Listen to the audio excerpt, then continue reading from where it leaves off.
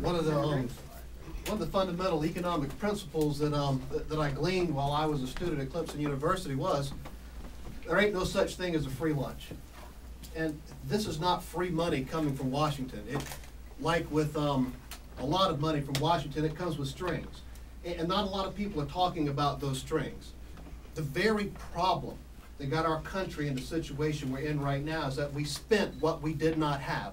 We spent money that we did not know would be there tomorrow. And that's exactly what the federal government is asking for us to do today. To guarantee that we will spend money that we don't have.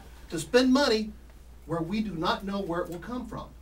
We may have seen the end of the economic downturn. It may level off. Things may get better. Or it may get worse. We have no promise of tomorrow. And when we guarantee the federal government that certain levels of spending will be maintained no matter what, we're dooming our state.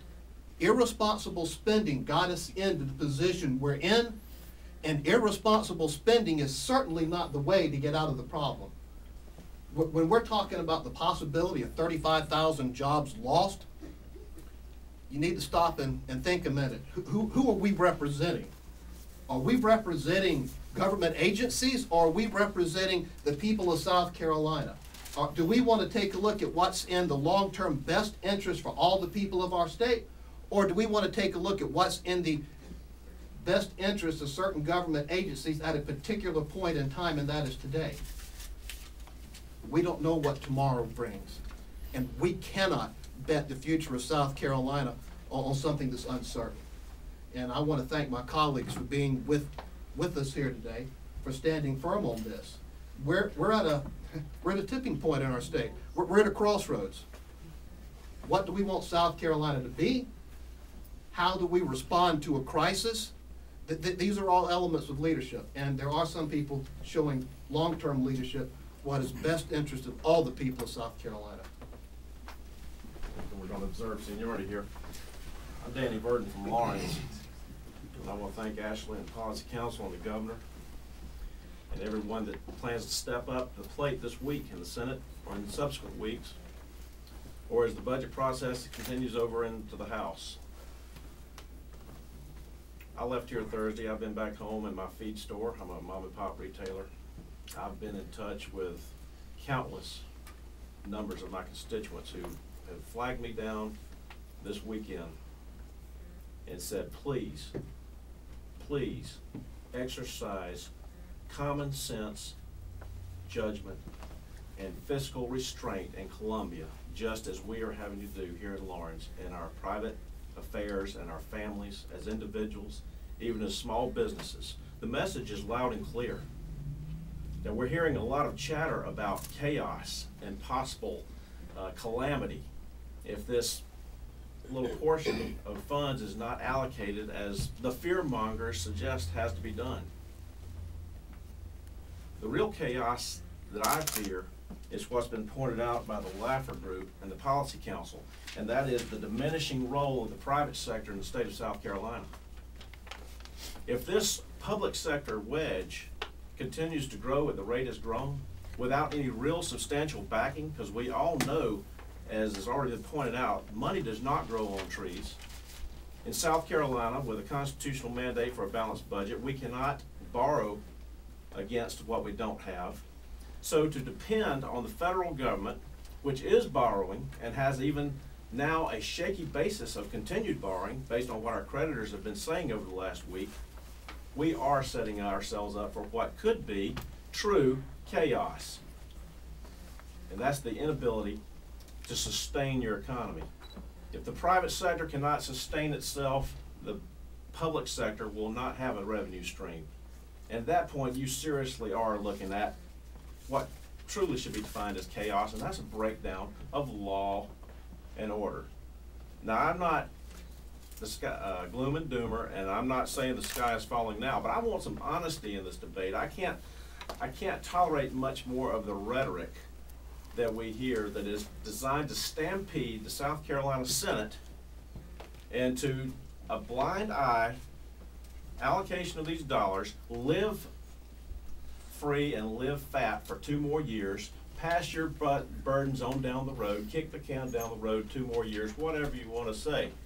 It's time now for the South Carolina Senate, and I believe there is building resolve, building in the Senate now, to stand behind the governor, exercise this restraint that our constituents are begging for us to exercise, and make a statement that will be heard not only here in South Carolina, but will be heard all across this country. Nothing would please me more as a senator from Lawrence to see the South Carolina Senate be the first legislative body in this country to say we will exercise discipline and restraint in our House.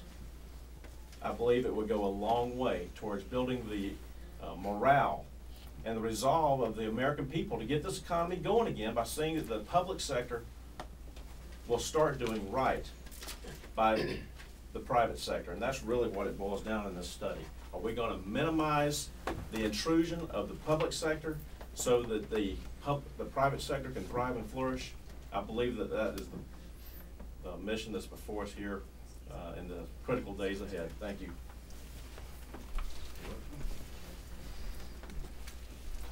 I'll be very brief. Just want to make a quick point. Governor, thank you for your leadership, and Ms. Landis and Policy Council, thank you for this study. The trough dwellers will tell you the sky is falling, but I want to remind you of that argument that we are still above the 04-05 levels. Government is still above 04-05 levels.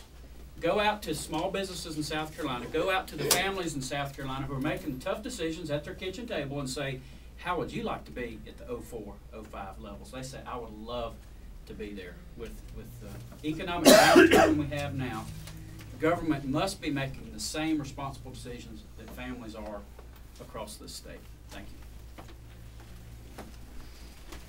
I'll also be brief. I want to thank Governor Sanford, and I want to thank Senator Grooms and Senator Burden and Senator Bryant. They've been here longer than us new guys, but they're taking the lead on this, and we are glad to be the reinforcements to help them along. I see this as there's a lot of fiscal issues in the stimulus package, and I see a lot of reasons that we don't want to follow this route that a lot of other folks have. But I think there is a constitutional issue too, and that's the fact that our government now has gotten involved in the banking industry and the automobile industry, and now I think that they're trying to overreach and control our state budgets. And I think the South Carolina Senate needs to send them a message that our Constitution is not for sale, and we're going to stand for it. Thank you. Tom? Go ahead. I'd just like to add, I've had calls from my constituents as well over this, and I think the bill of goods they've been sold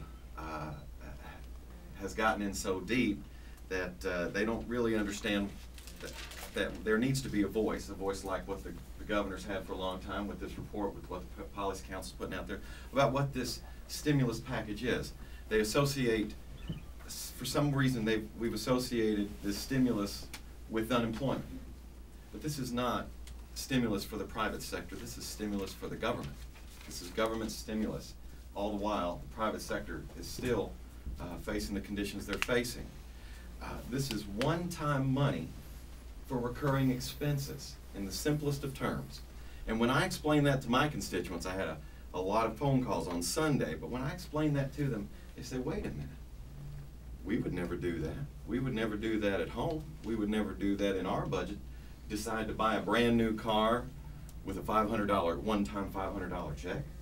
They would never do that. And I think when you explain it to them that we are taking this money and indebting their future and their kids with recurring expenses, they say, one call said, well, what's going to happen in 2 years? I said, in 2 years, if you're so committed to this money now, in 2 years, you're going to have to be willing to accept a state level tax increase. The burden at the federal level's been done. There's no question about that. We can't do that. But we as legislators standing here have to make a decision. Do we want to compound that federal debt with future state debt?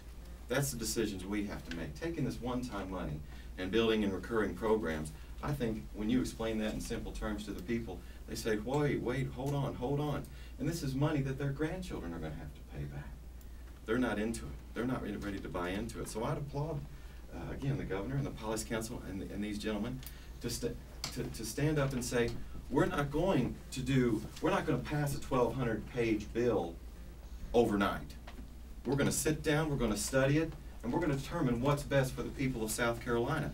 And so we're gonna look at it, we're gonna scrutinize it, we're gonna come up with alternatives, we're gonna vet those ideas in the public, and hopefully come out with what is best for the people of South Carolina. Because in the end of the day, that's who we're responsible for. Thank you.